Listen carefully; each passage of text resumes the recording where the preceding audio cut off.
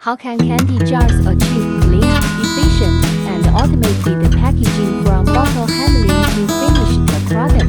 Bottle sorting machine automatically organizes, arranges, and orients messy candy jars for output. Bottle flipper with the bottle opening facing down.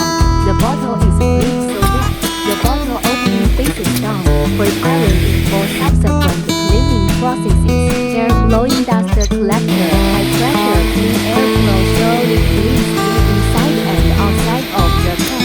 Bottle flipper reset conveyor, flipping the clean cans back to their normal upright position. UV sterilizer, the can is irradiated with ultraviolet light through a sterilization channel, covering the bottle opening and inner wall. This single head capping machine precisely caps products in a clean environment.